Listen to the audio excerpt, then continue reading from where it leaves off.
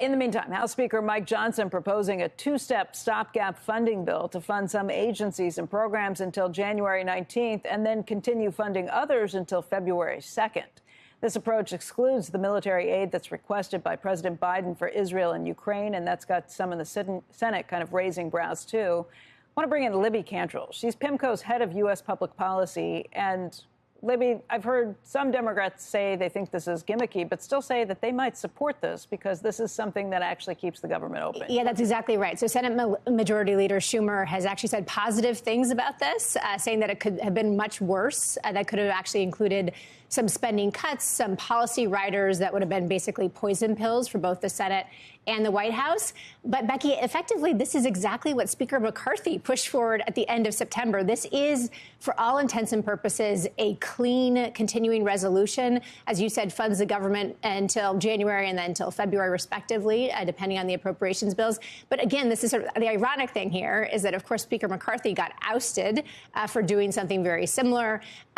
Speaker Johnson probably is in safer territory, but this, for all intents and purposes, again, is a clean, continuing resolution that has, I think, a high chance of passing in both the House and the Senate, being signed into law. But, and a big but here, it will pass. It will have to pass with Democratic votes because there will be enough Republicans who will not support it. When McCarthy said this is not about what I'm doing, it's about personal things. Yes, with which certain people, this kind of plays into that as well. Exactly. Johnson, and it's Johnson saying it this way. McCarthy said it this way. I mean, it's the same thing. But he somehow is probably more conservative than McCarthy and got unanimous speak because of the mess that led up to that final speaker vote. Yes, right? I think. Does he still have some of that, that honeymoon period? There are a few advantages that Speaker Johnson had that Speaker McCarthy did not. First of all, Speaker Johnson had never been in leadership before. He had never had to say no to things. He had never been a chairman or a ranking member of a committee. He had never been sort of in the mix in terms of these negotiations. Yeah, when people said he had no baggage, I'm like, he didn't. He's only been there for 7 years, right? He has the least legislative experience of any speaker since 1883. But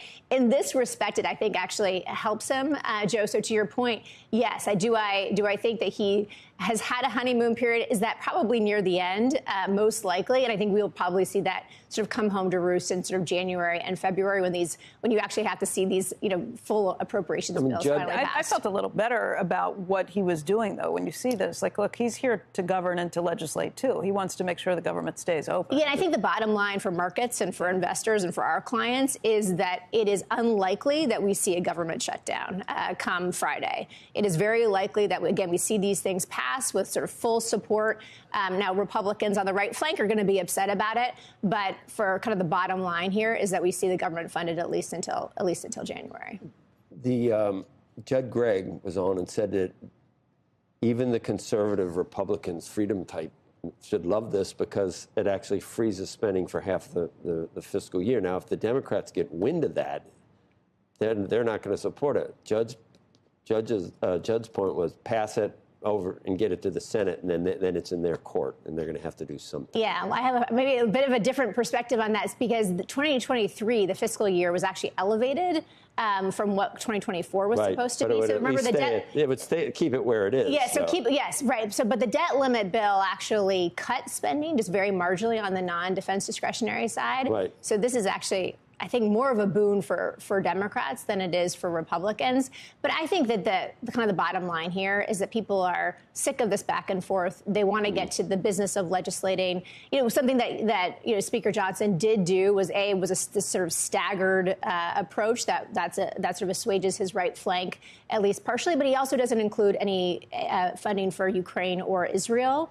Republicans, especially in the House Freedom Caucus, wanted that to be dealt with separately. Will this pass the House, Libby, without any Democrats? I do not think it would pass on a pure partisan Republican vote. So they lost Chip Roy already and MTG supposedly, and there are several other House Freedom Caucus folks have sort of intimated that they're not going to vote for it. And also importantly, this is a little wonky, but usually Republicans can lose 4 votes and still pass a bill because there was a special election that happened in Rhode Island. Democrats actually have more votes right now than they have a full roster than Republicans. They have a special election in Utah at the end of this month. That means effectively they can only lose 3 votes versus the usual 4. Well, then how many Democrats would vote for you? I think you will see a lot of Democrats. You vote do for this one. I do. I mean, look, I don't want to prejudge it, and it has to. We have to go through Rules Committee, so that will be sort of the first test. But I think if it gets on the floor of the House, folks want to go home. I mean, this is the other thing that you cannot underestimate. That's the end of Mike Johnson. Then.